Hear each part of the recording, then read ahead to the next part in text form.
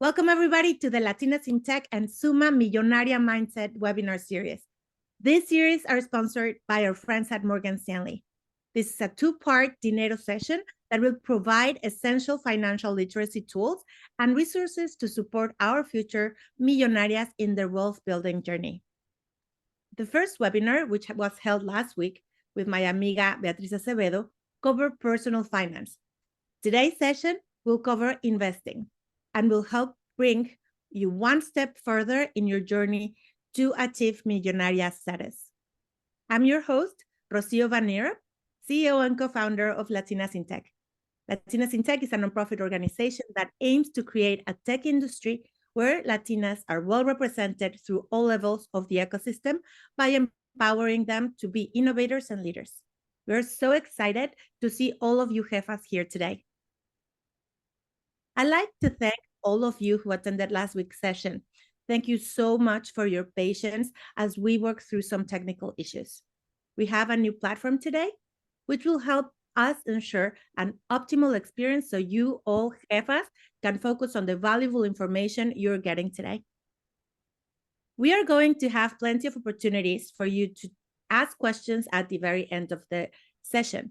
So please put those in the chat, and we will also have a small breakout room again so that you can have more opportunities to get your questions answered. So don't forget, if you don't have the time to get answers through the chat, write them all down and ask them later in the breakout session.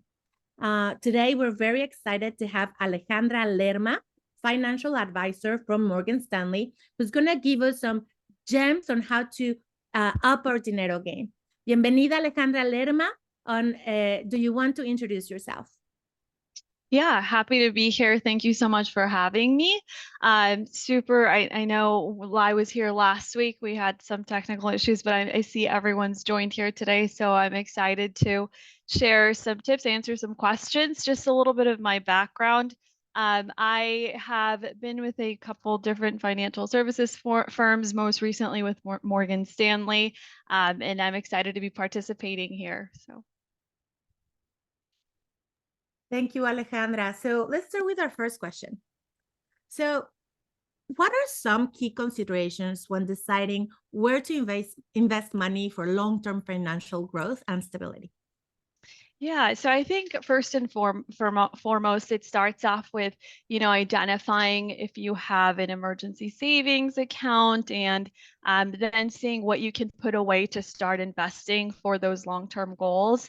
I think primarily it's important to have a well-diversified portfolio so that you are invested within your risk tolerance and what you can stomach when it comes to market volatility, so that, when the market is volatile or it's in turmoil, you don't feel like you want to sell your assets and end up, in a worse off position where you might be selling in a down market, as opposed to staying invested and taking advantage of that compounded growth for, again, those long-term goals that you're working toward. Thank you, Alejandra. And as a Latina in tech, and probably many Latinas will identify, we don't know much about what to do with our money. So wealth comes our way, but in our backgrounds, we're not very used to all these financial terms and possibilities. So tell us, for a Latina like us that works in tech, what is a good moment? How do you know when it's a good moment to start investing? I think that there is never a right time, right? But it's more so when I always go back to, if you have your emergency savings established with at least 3 to 6 months worth of your expenses, and you're having leftover money month over month, and you can start making, a small contribution to an investment account, where you can even start with just some index funds where you can buy a share of something and start to familiarize yourself with the market and how that works. Your effort there of accruing shares over time will pay off, and you'll start to, gain some knowledge of the market. Your assets will appreciate over time. Maybe there's a time when you want to decide to step further into it and build a financial plan, work with an advisor. And so it's the step that you take that takes you to the right time, right? Quote unquote. Thank you. And I mean, when I started working in tech, I have the account where my salary goes to, and sometimes you start thinking about savings, and I really never knew when was a good moment to start planning for the future and know how much really I need to put into investment. Could you give me some light on it? Yeah, so it really comes down to what portion of I'd say you have left over after your fixed expenses, right? And so if you've got a pretty good grip of what your budgeted expenses are for the month, and then you're making contributions to your 401k, what your take home leftover portion is, that's when you start to assess what portion should I put away for my savings account, right? Or for now that I've established again at least 3 months worth of my expenses, can I send that contribution that I was making to the savings account to a general investment account, or can I start a Roth IRA or a traditional IRA if I can't make contributions to a Roth IRA? Thank you. Now, I work in Silicon Valley. As we all know, housing is always a topic of discussion. Rents are crazy, even though we benefit from a tech industry. Sometimes you live in Boston or in the Bay Area, and you're like, should I be renting? Should I still start thinking about buying a house? What are some considerations when determining an affordable mortgage amount, or what advice do you have for us? Yeah, so I think the general rule of thumb is you don't want your mortgage to be more than 25 to 33% of your take home, because you want to make sure that um, you still have those other saving goals that you want to accomplish, right? So the home purchase is one goal, but later on you may want to retire or maybe put your kids through college. So you want to think about still making contributions to those goals. And then also finding an optimal or right time to buy, right? If you have any major expenses that are coming up within the next, say, call it 5 years, right? You're planning for a family, or you don't know if you're going to stay in the area where you are. Those are all things that you want to consider prior to making the decision of purchasing a home, right? Because renting might be optimal if long term you're not staying in the location that you're currently in, right?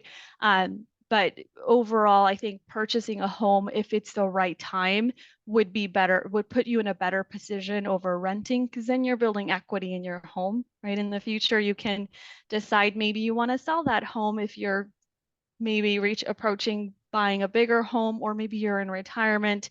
You use that equity to add to your investment accounts, provide some cash flow, or downsize your home, decrease your expenses. So a lot of benefits to purchasing a home, but primarily it's, am I in the right position to purchase that home? Am I going to be living here for the next, time for what's the time frame look like for me living here? Do I have other major expenses coming up? Right, right. Now, when we think of financial planning, sometimes we can get a little scared because there's so many terms that we don't know. We're very fluent in tech, but not necessarily in financial terms. So we've heard about 401k, saving for retirement, but then I've heard about Roth IRA and Roth IRA and traditional IRA. I have no idea what that is. Could you explain this to me? Yeah, so a Roth IRA and traditional IRA are really going to be complementary to your 401k, right? So your Roth IRA, it's an individual retirement account. So it's not sponsored by your employer. You can start this anywhere, right? The main differences between the Roth and the traditional IRA. So the Roth IRA, that is all after tax money that you're contributing into the account. So this money's been taxed, it's net from your income, right? And you can't deduct that against your taxable income for the year, right? So this will all grow tax deferred, and then at retirement, the money will come out tax free. So it won't add to your taxable income for the year. So typically you want to make sure that you take advantage of those Roth contributions if it makes sense for you tax wise. You have to be careful because there are you have to follow the contribution limits per the IRS. It's always really helpful to check out the IRS website for your modified adjusted gross income and see if you can make those Roth IRA contributions. But typically you want to make sure you want to take advantage of that Roth IRA first. And then the traditional IRA, that you're also making after-tax contributions. At this point, it's your money coming out from your bank account into the traditional IRA, right? But the difference there is that you can deduct your traditional IRA contributions from your taxable income for the year. Again, being mindful of those IRS contribute or deduction limits, because if you're making over a certain amount, or just depending on how much you're making as far as a modified adjusted gross income, you may not be able to deduct it, right? And there is a third piece, right? Some individuals might find themselves in the situation where they can't make those Roth IRA contributions, but maybe they still may be able to take advantage of what we call a backdoor Roth IRA contribution, where you're essentially contributing to a traditional IRA and converting that to a Roth IRA. Again, another option, a third option that might be available for those that are above those income limits and still wanting to take advantage of those Roth contributions. Interesting. Thank you. So at work, we have, many of us have 401k. So that's for our retirement. And then we complement it. Of course, many of us have employer matching. So you want to maximize that, but then you can keep contributing, but it doesn't necessarily need to be in that plan. So that's why Roth IRA and traditional IRAs and the backdoor IRA are.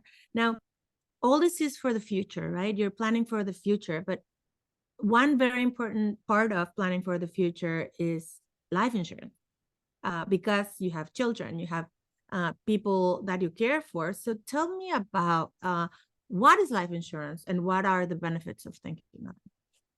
Yeah, so it's a great investment vehicle, which in the event of, your passing, you can be protected for your income if you do have dependents, like you said. It's important to, most, I think, employers offer just basic life insurance, which can cover up to 10 times of your income if you were to pass, and you can leave your dependents as beneficiaries, right? So it protects against, something happens to you and you are the primary provider for your family, or even if you're not, but you do provide consistent income and that goes away, it would protect your dependents in the future. And so typically, starting off with if there is an option that is provided by your employer, or that you can participate in that option, that's a good place to start, I'd say. Thank you. Now, there's so many things that is new to us, because you're talking about different options of investment, caring for your retirement. You're talking about taxes and after taxes, and then limits on how much you earn, I think, and then the insurances. I already know and see it coming, but you tell me, what are the benefits of hiring a financial advisor? Yeah, so I think, a lot of us, we're very busy, occupied with our jobs, right? And we don't have time to keep up with the financial markets, or maybe we just need a little bit more knowledge on the markets, right? Someone to help us, guide us through. And I think that's really the value out of a financial advisor. Just thinking about being able to create a financial plan that is tailored around your financial goals, whether it's short term, midterm, or long term, and then how each goal plays into that, right? So a lot of us, like you said, we have 401ks that we can contribute. Then we have these Roth IRA contributions that we may be eligible for, the traditional IRAs. So someone to guide us through which one might be the best option for me specifically, because the financial advisor knows your personal finances, and everything is tailored to you as an individual. They can provide solutions that, maybe your friend is going to purchase a home, and maybe you feel you're ready to purchase a home, but having a financial advisor who you can talk that talk through with them who knows your entire financial situation would be better than reaching out to a friend or even just, viewing what others are doing. It can help you point out blind spots, right? Yeah, absolutely. And I cannot stress this more to our Latinas. Given our experience working with Latinas, I've seen that a huge percentage of us are the first one going to college. Many of us arrived to this country, and the way that finances work in our home country or in our families, if we're here, is so different from what we need to prep. So we are the first ones, if we were the first ones going to college, we're also the first ones working in the tech industry and making significant wealth. Therefore, with wealth comes responsibility. We don't want to just have it all evaporate. And the thing is, with finance, it's not a cookie cutter. It's not a one single solution fits all, because it depends how much you earn, what are your goals, what is your life situation, your partner situation, if you have children, if you care for your elderly. A financial advisor can look at it all and create a plan just for you. So thank you, Ale, to put all this in words. And guys, we cannot be the daughter seeing dad and granddad and grandma and mom putting money under the couch. That doesn't multiply. And our money is going to be significant. It can change our life and the life of our, extended family even. So, okay. So instead of having money under the couch, money in cash somewhere safe, how can we invest better? I've heard a term, index investing. What is that, and what are the benefits? Yeah, so index investing is essentially you're buying into a particular investment holding or fund that is a basket of stocks or other securities. So, for example, right, we might be familiar with the S&P 500, which our Fortune 500 companies trade on the S&P 500. You'll see a lot of different companies will have S&P 500 index funds, and so they will essentially give you exposure to that index, which allows diversification. So as opposed to you going and buying, Microsoft or some of these other companies that trade on the S&P 500, you go and buy this fund and you have access to all the performance of all of these companies, right? And so it prevents you from, say, being exposed to volatility to one certain company. So maybe there's something that goes wrong in the news and that stock falls. You won't see that affect you as much if you're invested in this index fund, right? Some of the benefits, diversification, right? And typically index funds, they have lower expense ratios or expense fees just because there's little management to it. It is tracking that specific index that it's following. It's a great way to start investing and then take advantage of some of that compounding interest. It's essentially made for the passive investor who doesn't have time or the interest to read up on the markets or the expertise that is required to buy and sell individual securities or study those individual securities on a daily basis or whatever it might be. Thank you, Alejandra. Now, I've heard all the time in every industry, oh, that guy or that lady retired early. First off, I don't even know what is the retirement age and what is early, and how can I really prepare for traveling the world? Yeah, so I think some key considerations that sometimes are not taken or not top of mind are, how will you fund your healthcare expenses, right? So Medicare doesn't kick in until age 65, and so you need to be mindful of how will I fund it? Say I decide to retire age 40, 45, how am I going to fund 20 years of healthcare expenses? And so, sometimes there's a partner that may be providing that health insurance, but you need to be mindful of that. If you're considering retiring earlier than age 59 and a half, you likely can't take distributions from your retirement accounts without there being a penalty on those distributions. So typically 10% penalty for taking that distribution in addition to taxable income if it applies. So we want to be mindful of being penalized. Social Security is a part of your fixed income in retirement, or pensions, right, may not be kicking in until a specified age, typically around 65 as well. So being mindful of planning assets that are exclusive of maybe those retirement accounts. But those are, I think, the top key considerations we want to have in mind. Thank you. Our next question is very interesting, especially to the ones that work in tech and we get options from our employers, and all of a sudden you have stock in a big tech company. So what is the difference between investing in stock and investing in real estate? Yeah. So the investing in stocks, I'd say primarily there is more liquidity, right? So you can sell those shares and within 2 days you have the money, right? And there's typically lower commission fees, maybe no commission fees when you're selling those shares of stock. Whereas with real estate, it's going to take a while for you to sell your home, right? So that liquidity is not present. You'll build equity over time. It is great to invest in both, but I'd say that the main difference is the liquidity there. Also with the sale of real estate, higher commissions, right? So if you needed access to money, you wouldn't have that.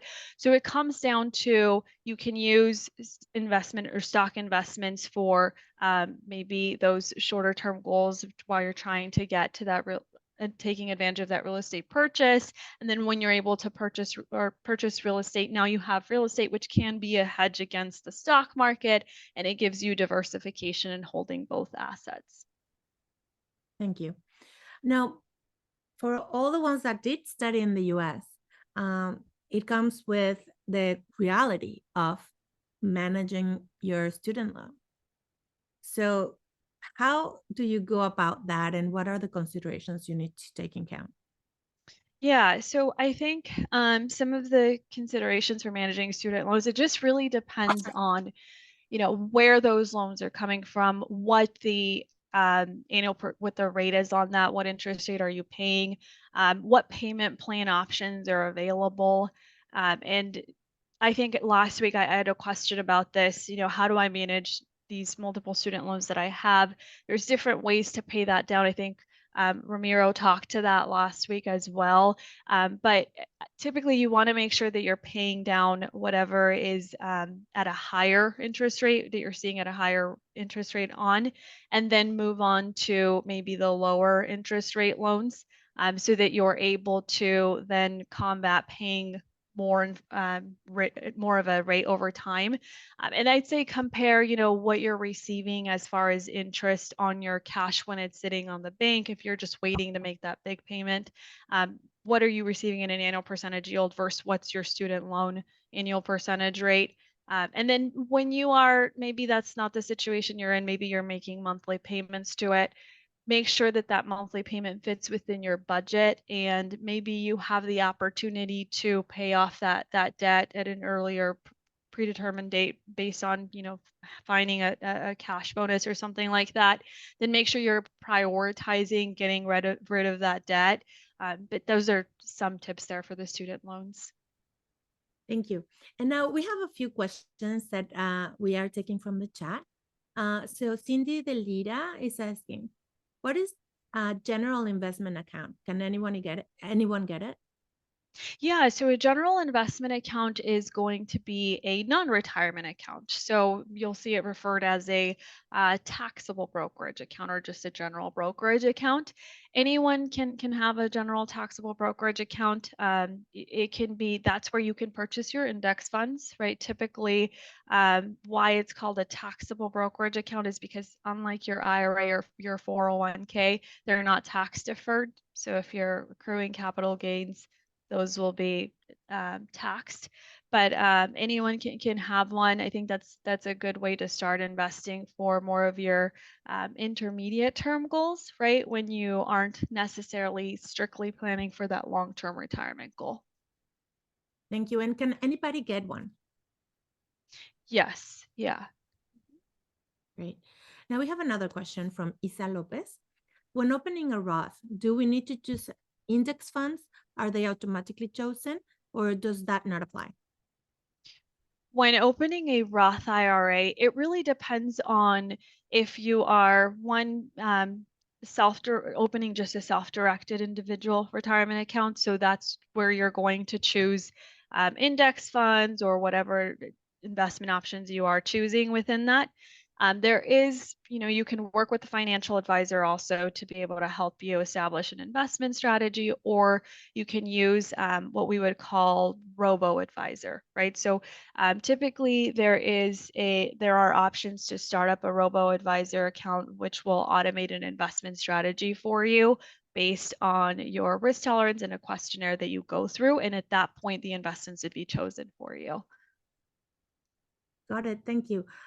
So we have time for more questions. Let me just check in the chat if there's any other questions that they're sending right now. Give me just 1 second.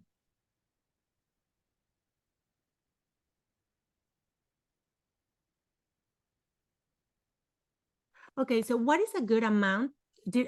I don't know if from Anna Billings, what is a good amount to start an index investment? Did I ask that question already? No, I don't think I've heard that one yet. Yeah. So there is a couple different index fund options. There are exchange traded funds where you can purchase by the share. Sometimes even now there are fractional shares available. So it just depends on, do you have your emergency fund established? I know I keep going back to that, but I think it's really important when we're thinking about investing. And then moving into, if you're starting with a smaller amount, I think maybe going with an exchange traded fund where you can buy by the share would be a good option. There are also mutual funds available, which sometimes require minimums to meet there, but there are a variety of options and very, you can start with various amounts. Thank you. Now, I have another question from Jasmine Mora, and excuse my ignorance. I don't know if that's an acronym or it's FIRE. But can you talk about FIRE? I wish I'd learned about that sooner. I don't know if that's fire insurance or that's something else. You know? About FIRE is RE. She put it in capital letters. But if you want, we can answer that in a bit so that we can research it before. Okay, are we talking about, is it financial independence, retire early? Yes. Okay, so in regards to just a strategy to use to retire early, or? Hi, this is Jasmine. Yeah, just in general, because I only learned about it in the past few years and think it's a really cool, interesting movement. And like I said, wish I'd known sooner. Okay, so I am actually not, I've heard of the strategy, not super familiar with the strategy. Is it more so referring to being more sending your building your assets rather than overspending? Or I guess, can you share a little bit about the topic? You kind of touched upon it earlier in terms of like when you retire. And so for FIRE, it's just the idea of like you are financially, just as kind of the acronym says, you're financially independent and no longer have to work like for necessity. And so a lot of people, like I've seen a lot of Instagram influencers, they're like on this FIRE movement, they can retire at age 40 or younger. And just thinking of the Latina community here, again, I'd never heard of that. So it's just this idea of like building enough wealth, having your finances in order so that you can retire at any age and don't have to wait until, the appropriate ages, even though you touched upon those ages, Medicare and all that. Yeah, so I do think so. What you're referring to is it's a movement driven by frugality, right? And saving and investing as much as you can to then be able to retire as early as possible.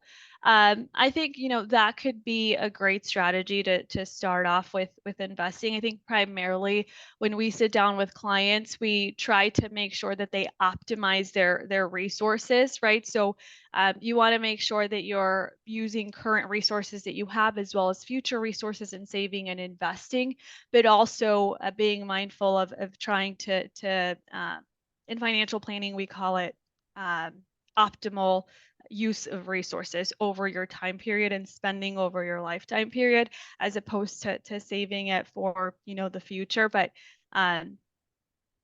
that's what I would say. When we go through financial planning, that's what we review.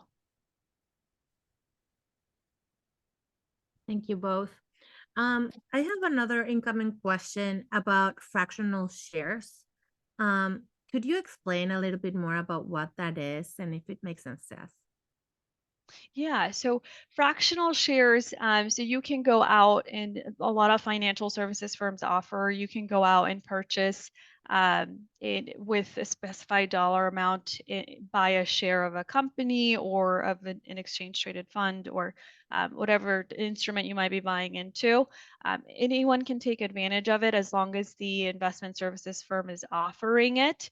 And so it's optimal for, say, a share of an S&P 500 fund is about $400, but maybe you don't have the full $400 to buy into that or buy that specified share. So maybe you can use $100 to buy into it. So they'll allot you, that specified fractional share that's worth that amount of money. Got it. Thank you. I have another one from Lynette Correa. Should we consider investing in startups through sites such as WeFounder to diversify our investment portfolio? So I think that it is all tied specifically to what financial goal you are trying to achieve. For more particular investment advice, I would say it's more personal to each individual. Thank you. Are there any? Oh, there's one more. Oh, okay, it's a comment. Okay, so we're finishing at Before we go on, I'm sorry, before we go on, Allie, can you read the disclosure, please, for me? Thank you. So I have a disclosure to read here to you all. So these securities and instruments discussed in this material may not be appropriate for all investors. The appropriateness of a particular investment or strategy will depend on an investor's individual circumstances and objectives. Morgan Stanley Wealth Management recommends that investors independently evaluate specific investments and strategies, and encourages investors to seek the advice of a financial advisor. Thank you. Thank you. That's important. And now let me just triple check. Yeah. So what we're going to be doing now is that we're going to break down out on our breakout rooms. So on behalf of Latinas in Tech, SUMA, and Morgan Stanley, thank you so much for being here today with us. And of course, thank you so much, Alejandra, and all the financial advisors that are going to be hosting us in the breakout sessions. I will be here, come back to the main room, but in the meantime, have fun and do ask all your questions. Thank you very much. So you can click on the button at the bottom of the you're in a bed.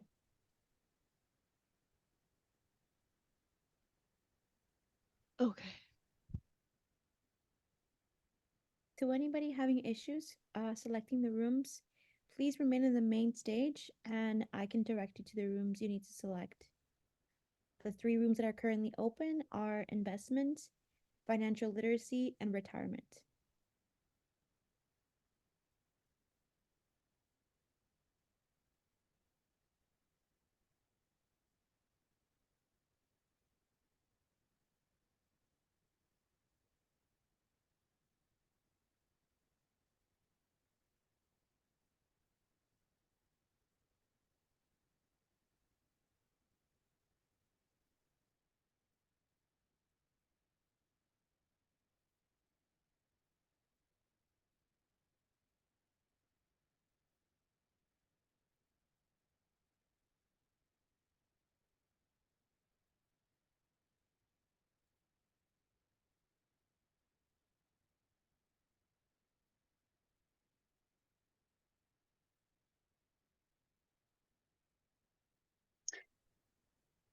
Sorry, not sure if someone's on here. I wasn't sure. How do we move to the other rooms? Yes. So we have three rooms. We have the financial literacy room, retirement, and then we also have the investment room. Is there Mhm. anyone we want to be in particular? Let's go investment. Investment? Okay, I can move you to that room. Thank you. And Juanita, whenever you have a chance, I also would like to be moved to investments, please. Perfect. Give me one moment. Thank you. Anyone else?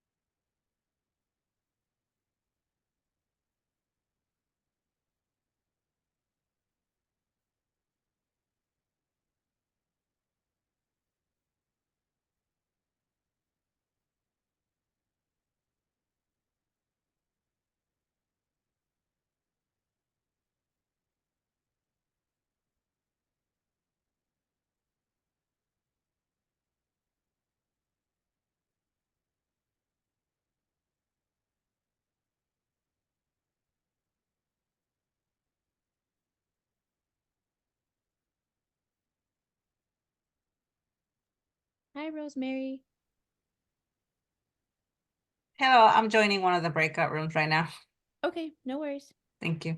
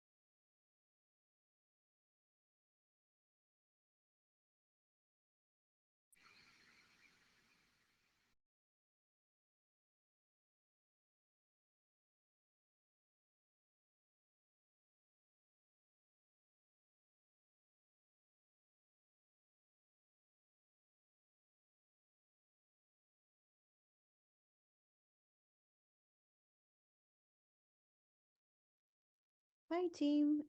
It looks like we're still going to be in breakout rooms. If you'd like to stay.